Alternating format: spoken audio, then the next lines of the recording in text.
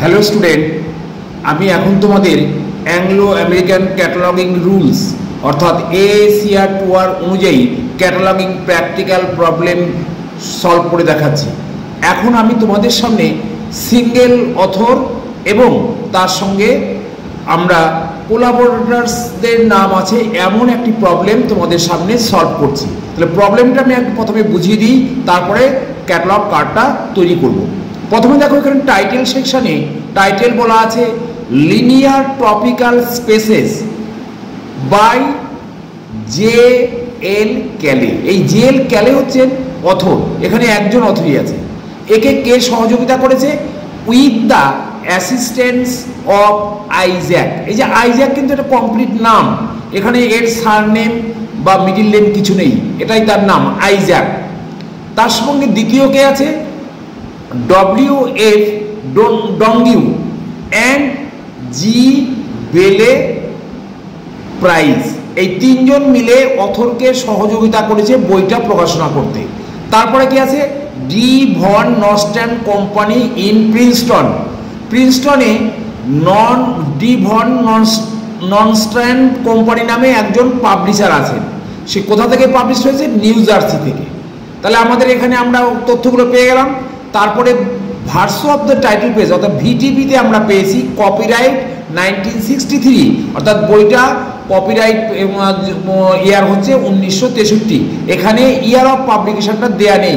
আমরা এরকম যখন থাকবে আমরা ইয়ার অফ পাবলিকেশনের জায়গায় 1963 লিখবো, কিন্তু তার আগে কপিরাইটেড হিসাবে আইডেন্টিফাই করার জন্য স্মল সি কথাটা আগে লিখে তারপরে 1963 কথা লিখবো। তাহলে আমার ইয়ার অফ পাবলিকেশনের জায়গাটা ঠিকঠাক লেখা হবে। এরপর আছে half title page HTP। Half title page থেকে সাধারণত আমরা সিরিজের ইনফরমেশন পাই। তাহলে এখানে যে নামটা আছে the university series of in higher mathematics, তাহলে এটা সিরিজের নাম। আমরা নোটসের পরে সিরিজ আমরা যে ফিজিক্যাল ডেসক্রিপশনের পরে সিরিজের নামটা উল্লেখ করব। আর আদার ইনফরমেশন বা OIতে আছে কতগুলো পাতা আছে, সাইজ কত এবং অ্যাক্সেশন নাম্বার কি আছে। তাহলে আমরা এখানে তথ্যগুলো পেয়ে গেলাম। এইবার আমরা ক্যাটালগ কার্ড তৈরি করব। দেখো, প্রথমে আমি মেনেটি কার্ড একটা বলেছি, তাতে কল নাম্বার দেয়া নেই বলে আমি ওয়ার্ডে কল নাম্বার লিখেছি। তোমাদের যদি কখনো কল নাম্বার দেয়া থাকে তোমরা পরীক্ষার খাতায় সবসময় পেন্সিল দিয়ে কল নাম্বার লিখবে। আর যদি কল নাম্বার দেওয়া না থাকে তাহলে ওয়ার্ডে আমি যেমন লিখেছি CALL তার নিচে নং, এটা হচ্ছে কল নাম্বার। নেক্সট হচ্ছে অ্যাক্সেস পয়েন্ট। এই অ্যাক্সেস পয়েন্ট যখন আমরা নির্ধারণ করব সেই ক্ষেত্রে সবসময় প্রথমে দেখবে অথর আছে কিনা। যদি অথর থাকে তাহলে অবশ্যই অথরের নাম দিয়ে অ্যাক্সেস পয়েন্ট হবে। এখানে একটা সিঙ্গেল অথর আছে, সিঙ্গেল অথরকে আমাকে এখানে দেওয়া আছে JL ক্যালে। তাহলে এর সারনেমটা কি? ক্যালে। এই আমি প্রথমে সারনেম কমা ফার্স্ট নেম মিডিল নেম। তাহলে JL ক্যালের সারনেম হচ্ছে ক্যালে, তাহলে ক্যালের পরে পাঞ্চুয়েশন মার্কস হচ্ছে কমা, তারপরে নেম লিখলাম জে আর তার মিডিল নেম হচ্ছে L, অ্যাব্রিভিয়েশন ফর্মে আছে। তাহলে J.L. তাহলে এইটা হলো আমার অ্যাক্সেস পয়েন্ট। এই নাম দিয়েই কার্ডটা ক্যাটালগ কার্ড সাজানো হবে এবং ইউজাররা এই নাম দিয়ে সার্চ করবে। এইবার দ্বিতীয় পার্ট হচ্ছে ডেসক্রিপশন। এই বইটা যখন ইউজার পছন্দ করবে তার জন্য কি কি তথ্য আমি দেব? তাহলে প্রথমেই দেব বইয়ের নামটা কি। তাহলে বইয়ের নামটা টাইটেল লিনিয়ার টপোলজিক্যাল স্পেসেস। এরপরে কি আসে? টাইটেলের পরে আসে স্টেটমেন্ট অফ রেসপন্সিবিলিটি। যারা এই বইটা লিখেছেন তাদের সম্পর্কে এখানে লিখতে হবে। তাহলে বইটা আমি প্রথমেই বলে দিয়েছি একজন অথর, তাহলে linear topological spaces slash by JL Kelley. এই পর্যন্ত একটা পার্ট হলো। কিন্তু অথরই শুধু বইটা প্রকাশনা করেনি, তাকে সহযোগিতা করেছে আরো 3 জন লোক। তাহলে তাদের নামটা এখানে উল্লেখ রাখতে হবে রেসপন্সিবিলিটি এলাকায়। তাহলে কি লিখবো? এখানে প্রবলেমের টাইটেল প্রপার্টি দিয়ে দিয়েছে উইথ দ্য অ্যাসিস্ট্যান্স অফ, এই 3 ভদ্রলোকের নাম আইজ্যাক কমা WF ডঙ্গু অ্যান্ড জি বেলে প্রাইস। তাহলে 3 জনের নাম লিখে দিলাম। এইবার কমপ্লিট হলো আমার 1 number area title and statement of responsibility. তোমরা ভালো করে দেখে নাও।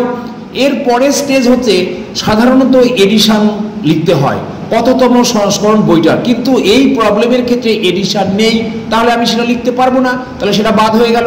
3 নম্বর এরিয়াটা থাকে মেটেরিয়াল অর স্পেসিফিক ডিটেলস, যেটা নন বুক মেটেরিয়ালসের ক্ষেত্রে এসেনশিয়াল। এই ক্ষেত্রে বইয়ের ক্ষেত্রে 3 নম্বর এরিয়া মেটেরিয়াল অর স্পেসিফিক ডিটেলসের প্রয়োজন নেই, তাহলে 2 আর 3 এখানে বাদ হয়ে গেল। থাকলো 4 নম্বর। 4 নম্বর হচ্ছে পাবলিকেশন ডিস্ট্রিবিউশন এরিয়া। তাহলে পাবলিকেশনের 3টে information essential: place of publication, name of the publishers, year of publishing. তাহলে আমরা প্রথমেই দেখবো কোথা থেকে বইটা প্রকাশন দেওয়া হয়েছে, নিউ জার্সি। তাহলে আমি দেখো প্রথমে, আর আরেকটা কথা তোমাদের বলে রাখি, যখনই একটা এরিয়া থেকে আর নতুন এরিয়ায় ঢুকবো সবসময় পাঞ্চুয়েশন মাস্ট হবে full stop space dash space, full stop space dash space. তারপর আমরা জায়গার নাম নিউ জার্সি কথা লিখলাম। নিউ জার্সি লেখার পর যখন পাবলিশারের নাম লিখবো, এই দুটোর মাঝখানে হবে কোলন চিহ্ন। তাহলে place colon name of the publisher, D Van Nostrand হচ্ছে পাবলিশার। কোম্পানি, ইনকর্পোরেট, লিমিটেড এইসব থাকলে উল্লেখ করার কোনো প্রয়োজন নেই, জাস্ট আমি পাবলিশারের নামটা দেবো, ডি ভন নরস্ট্যান্ড, কমা, তারপরে পাঞ্চুয়েশন মার্কস, কমা, এইবার ইয়ার অফ পাবলিকেশন। তাহলে প্রথমেই বলে দিয়েছি যদি কপিরাইট থাকে তাহলে সি লিখতে হবে, আমি সি লিখেছি, ছোট হাতের সি, তার সঙ্গে আমরা ইয়ারটা লিখলাম। তাহলে এটাই হলো আমার ইয়ার অফ পাবলিকেশন। তারপরে ফুল স্টপ। তাহলে প্রথম প্যারাগ্রাফ হয়ে গেল। তাহলে প্রথম প্যারাগ্রাফ হয়ে যাওয়ার পর আমার দ্বিতীয় প্যারাগ্রাফ আমাকে লিখতে হবে ফিজিক্যাল ডেসক্রিপশন অ্যান্ড সিরিজ। এখানে দুটো পার্টি আছে, ফিজিক্যাল ডেসক্রিপশনে পেজগুলো লিখতে হয়, এখানে প্রিলিমিনারি পেজ নেই, ডাইরেক্ট টেক্সচুয়াল পেজ আছে, আমি বসিয়ে দেবো 256p ডট, এরপরে ইলাস্ট্রেশন থাকলে আসবে না, আসবে সাইজ। সাইজের আগে সবসময় সেমিকলন চিহ্ন বসে এবং সাইজের দৈর্ঘ্য প্রস্তুত দেওয়া থাকে। এই ক্ষেত্রে দৈর্ঘ্যটা প্রথমে আমি লিখবো, কিন্তু সবসময় প্রস্থটা প্রয়োজন হয় না। প্রস্থ লেখার জন্য একটা রুলস আছে এএসিআর টুয়ারে, যেমন দৈর্ঘ্য যেটা হবে তার হাফ। এই ক্ষেত্রে যেমন 24 হচ্ছে দৈর্ঘ্য, প্রস্থ তাহলে 12, কম যদি হয় তাহলে আমাকে প্রস্থ উল্লেখ করতে হবে, অথবা দৈর্ঘ্যর থেকে যদি প্রস্থ বড় হয়, অর্থাৎ 24-এর থেকে যদি 25 হয়ে যায়, তখন আমাকে দৈর্ঘ্য ইন্টু প্রস্থ লিখতে হবে। আর অন্য সব ক্ষেত্রে শুধুমাত্র দৈর্ঘ্য লিখবো। এই ক্ষেত্রে আমরা অনলি 24 সেন্টিমিটার কথা লিখবো। তারপরে এরিয়া চেঞ্জ করবো, তার মানে full stop space dash, full stop space dash দিয়ে আমাকে সিরিজের নাম লিখতে হবে। আর সিরিজটা উইদিন ব্র্যাকেটের মধ্যে হয়, সবসময় ফার্স্ট ব্র্যাকেটের মধ্যে লিখতে হয়। তাহলে সিরিজের মধ্যে 3টে তথ্য থাকে: সিরিজের নেম, যদি সিরিজের এডিটর থাকে তার নাম, তারপরে সিরিজের নাম্বার। এখানে অনলি সিরিজ নেম আছে, কোনো এডিটর বা নাম্বার নেই। আমরা উইদিন ব্র্যাকেটের মধ্যে লিখেছি the university series in higher mathematics. তাহলে এটা আমার হয়ে গেল। এইবার আমার আর কোনো তথ্য কিন্তু এখানে নেই, যেমন দাম, আইএসবিএন এগুলো থাকলে পরে আসতো, নোটস থাকলে নোটস আসতো, কিন্তু এগুলো কিছু নেই বলে আমি উল্লেখ করতে পারবো না। আমি তো এবার আমাকে ট্রেসিং, এই মেন এন্ট্রি একটা বইয়ের শুধু অ্যাক্সেস পয়েন্ট একটা হয় না, এখানে মিনিমাম 3টে হয়: অথর, টাইটেল এবং সাবজেক্ট। অথর, টাইটেল, সাবজেক্ট 3টে সার্চ পয়েন্ট থাকবেই মিনিমাম, ম্যাক্সিমাম তার প্রবলেমের অথর এবং তার কোলাবোরেটরের সংখ্যার উপর নির্ভর করে। তাহলে এই ক্ষেত্রে দেখো, তাহলে প্রথমেই আমি অথর দিয়ে করেছি, তাহলে অথর হয়ে গেল। এরপরে স্টেজ হচ্ছে সাবজেক্ট। তাহলে নাম্বার 1 এটা ম্যাথামেটিক্সের বই, তাহলে আমি ম্যাথামেটিক্স লিখেছি, ম্যাথামেটিক্স। এবার দেখো ট্রেসিং পার্টটা সবসময় পেন্সিলে লিখতে হয়, তাই আমি পেন্সিলে লিখেছি ম্যাথামেটিক্স। এই ম্যাথামেটিক্সের সিকোয়েন্স সিরিয়াল নাম্বারটা আলাদা হবে, এটা অ্যারাবিক নাম্বার হবে।